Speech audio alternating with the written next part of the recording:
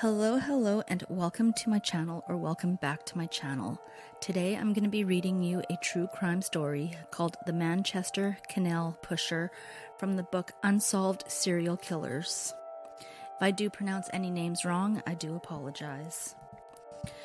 At the outset of the new millennium, the Greater Manchester area witnessed a surge in deaths with more than 60 bodies found in the waterways since 2004. These cases remain unsolved, and these sites have since been dubbed Manchester's killer canals.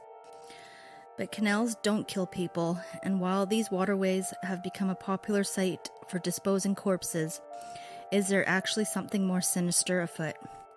What if these unsuspecting victims were pushed to their watery graves? And thus was born the legend of the Manchester Canal Pusher, believed to have killed anywhere from 61 to 86 people throughout the early 21st century. But while all these deaths have never been solved, the police have categorically and vehemently denied the involvement or even the existence of so-called pusher. Nonetheless, the area's waterways have gained a notorious reputation worldwide for the possibility of a serial killer lurking in the shadows, and reports of other killings in regions such as Yorkshire, Bristol, and London have been picking up steam. It could be just one, or it could be a whole gang, or it may even be copycats, warped minds picking off their victims at random. So what is it then? An urban legend, a deprived maniac, a freak coincidence of several able-bodied and reasonably well-adjusted Manchester natives falling to their deaths in the water at night. Who or what is the Manchester Canal Pusher? An extensive canal network runs through Manchester and connects the city's busiest neighborhoods, particularly the areas that are thriving at all hours. Since the development of Manchester as an industrial powerhouse during the 19th century, the canals themselves have been quite a lot of growth, with about 10 miles of waterway running through central Manchester. Nevertheless, not much attention has been paid to make these canals pedestrian-friendly, particularly at night. Considering Manchester's skies are almost always grey, the frequent rainfall keeps the cobblestone paths along the canal slippery. This is further exacerbated by poor quality fences along the canal and a surprisingly low amount of lighting at night. Bars, pubs, and nightclubs run alongside the canal system that pierces through the heart of the city, and a considerable number of male patrons returning home full of alcohol are likely to venture out toward the canal, with a full bladder and a few opportunities to find a public restroom. The dimly lit canal provides a rather not-so-glamorous local for the men to relieve themselves, but does it also provide an opportunity for a sinister figure in the shadows to catch his victim unaware? The mysterious and shocking number of people falling to their deaths in the canals of Manchester have made people in the city feel completely unsafe and on edge whenever they pass by the city's waterways, even during the day. Social media has further driven the panic to a fever pitch, and the hashtag The Pusher has been gaining traction online. Despite the unexplained number of dead bodies popping out of the canals, the police have yet to admit that foul play could be the cause of these deaths, let alone give credence to the urban myth of the canal pusher. But the sheer number of bodies been found in the canals, as well as the local rivers, the age group, the method of the disposal of the bodies, and the activities and lifestyles of the men who ended up in the canal have shown frightening patterns and statistics. Researchers looking into the mystery have stated that some of the men were doing perfectly normal things, such as fetching groceries and meals on their way home, which makes it even stranger that their deaths could be categorized as suicides. Meanwhile, the families of the victims keep seeking out justice and raising awareness about what happened to their loved ones, about how their children were targeted and never seen alive again. And according to some of these accounts, the events that led up to these deaths chilled them to the bone. David Plunkett. On April 16, 2004, 21-year-old David Plunkett was on an organized trip with friends to a music event in Manchester. A student of Leeds Metropolitan University, where he was studying event management, David ventured out with his friends from a bar in Leeds. He headed to the event in question, which was attended by more than 3,000 people. Apparently, David had quite a lot to drink, causing him to get rowdy and aggressive enough to be thrown out. One of the security personnel even claimed that Plunkett had vomited outside. His friends claimed that Plunkett was generally happy when he was drinking, and that the aggressiveness he showed that night suggested that the drinks were spiked. 2 weeks later, his body was found in the Manchester Ship Canal on April 30th, 2004, near the Imperial War Museum. According to the coroner, the cause of death was drowning due to being intoxicated by alcohol. The autopsy revealed that David's alcohol level was more than twice the prescribed drinking limit, but his parents are wholly convinced that in their son's last moments, David had been completely and utterly terrified by someone. On the night of the event, his parents had been calling David after being informed by his friends that they had gotten separated. It was on the third attempt that he actually answered. However, they were puzzled that there was silence in the background while they were talking to him, despite the fact that he was supposed to be at a busy event. They had been talking for nearly 10 minutes until 1:15 a.m. on April 17, 2004, as he kept telling his parents about the direction he was going. It was the last time they would ever hear the sound of his voice, and what they heard would leave them shattered beyond repair. They could tell that it was their son on the other end. They could tell that he was frightened as he screamed on the call, using swear words they had never heard their son utter before. And worst of all, they could make out the sounds of their son being attacked before the call went dead. In that instant, they knew that David was fighting for his life. In one of the most frightening details to emerge, the police never did locate David's phone. Even though his parents are entirely convinced that their son was murdered, considerably in ghostly and unearthly screams, the police have totally ruled out foul play and declared David's death as an accident. Nevertheless, his parents have denied that it could be anything but murder. Even former Detective Chief Superintendent Tony Blockley wondered if David had been lured or chased to the canal. What was it that David saw that night? Was it the reason behind his terrible screams? Nathan Tomlinson. On December 17, 2010, 21-year-old Nathan Tomlinson, a resident of Stockport and a trainee sports teacher, went to a Christmas party in Manchester. From reported accounts of the event, Tomlinson was seen exiting a bar where an unidentified woman slapped him across the face, though there was no credible eyewitnesses that can substantiate this. 8 weeks later, his body was found in the River Irwell near Meadow Road on February 10, 2011. From the proximity of where his body was found to the nearest CCTV camera, the police were able to chart his route from the aid of the footage. After leaving the bar following the slapping incident, Tomlinson was seen jumping over a wall to get on Victoria Street. From there, he was spotted on Chapel Street in Salford, until he was found walking near the River Irwell. On the night of his disappearance, Tomlinson had sent a text to his family that he was drinking shandy. But when his body was found, there was no phone on his person, nor a wallet, a coat, or even his passport. Though the police declared that his death was not suspicious, Tomlinson's mother maintains that there was foul play, considering his belongings were not found with the body. Indeed, it is unlikely that anyone would have taken the belongings from a dead body to then throw the body into a river. So where did the belongings go, and how did Tomlinson end up in the river? Chris Brainey. On June 29, 2012, 22-year-old Chris Brainey was attending a Stone Roses concert in Manchester. 10 days later, his body was found in the Manchester Ship Canal. The coroner could not conclusively state what had caused Brainey to end up dead like this in the water, as there was little DNA evidence to be gathered thanks to the body being submerged for so long. The only thing the coroner could conclusively state was that there were traces of the drug ecstasy in his body. Though the coroner confirmed that Brainey might have drowned due to being under the influence of drugs, she recorded an open verdict since she could not determine the actual cause of death. but Brainy's parents and friends will never be at peace without uncovering the truth. After the concert ended at Heaton Park, Brainy was separated from the rest of his friends and was never heard from again. A barman by trade and a resident of Timperley, where he lived with his parents, it was initially assumed that he might have stayed the night with his friends. But once he did not return home by Sunday, his parents were in a panic. He was not answering his phone, and his friends had no idea of his whereabouts.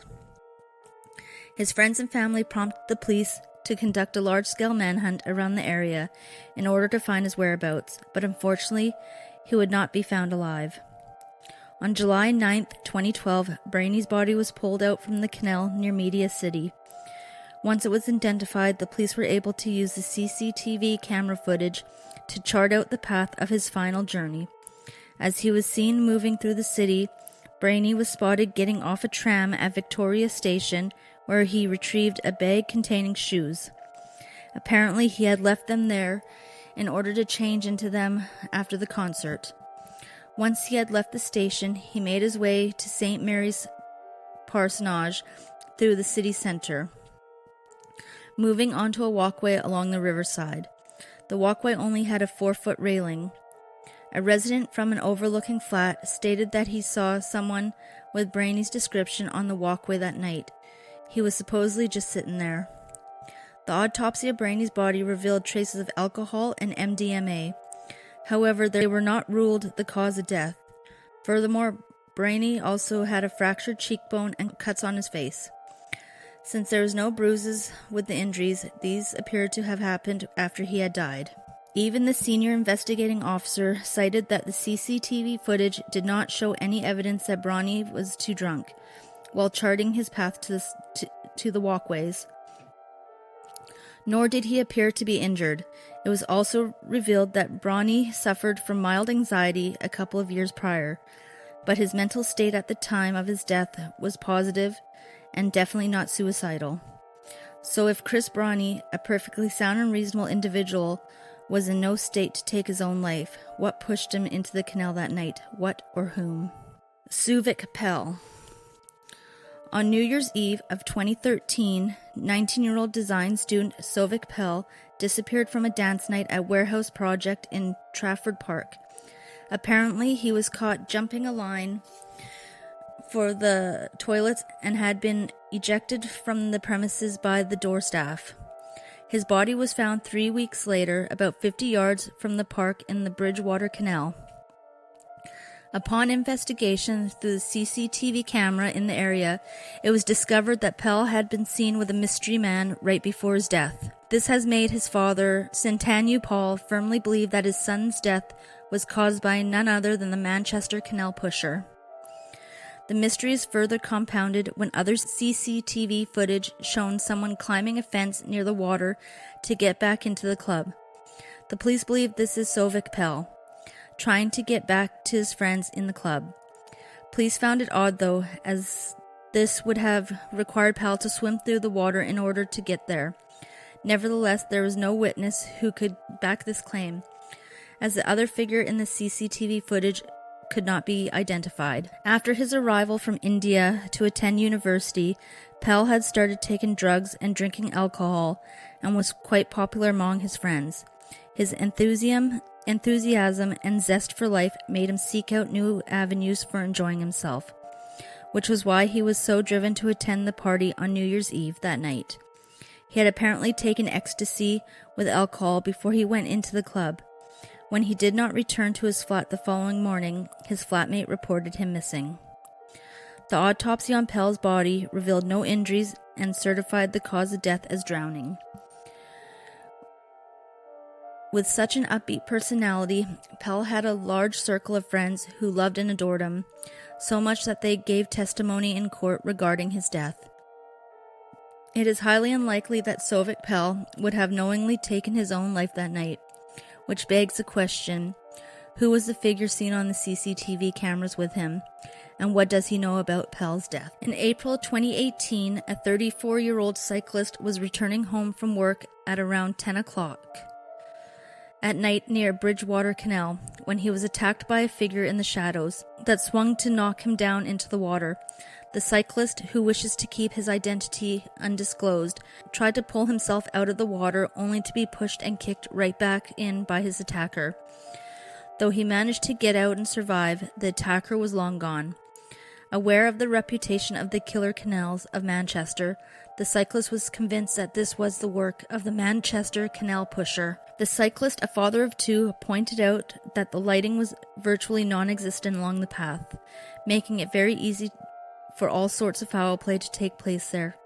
He claimed he could have drowned as his legs were caught up in the bike. Aside from the person who pushed him in, the path was completely isolated and no one could have come to his aid. He was disappointed to learn, however, that the police were treating this as an assault rather than an attempted murder. Authorities also made no affirmation of the claim that this could be the work of the same serial killer who had been pushing his victims in the canal since 2004. Nevertheless, the cyclist was able to give a description of his attacker as a man between the ages of 20 and 40 of average height and wearing a black jacket. The lack of illumination at night, not to mention the ferocity of the attack, made it difficult for the victim to get a really good look at the attacker. With such a high body count emerging out of the watery gaze of the Manchester Canal, speculation is rife that it is indeed the work of a sinister individual. The press agreed and adds more fuel to the fire of the theory that a sadistic serial killer continues to terrorize the city's residents. With very little evidence and a lack of admission by the law enforcement agencies, residents of Manchester are wary about being too close to the canals, and the myth of the pusher continues to permanently entrench itself among the masses. A likely reason for the police to consider all the deaths taking place in the canals as unrelated is the lack of any obvious motive to link the victims. None of the people pulled out of the canals from 2004 to date were connected in any way, and were mostly either drunk and partying through the night or just making their way back home. As is a consistent pattern with serial killers in general, most kills come out of an unhealthy obsession or a lack of empathy toward their victims, and also might involve revenge, passion, or even a single personality trait among the victims that made them stand out. Though many serial killers seek sexual gratification from their kills, this does not seem to be the case for the Manchester Canal pusher. Can it be assumed, then, that the pusher has a vendetta against people walking or cycling along the canals?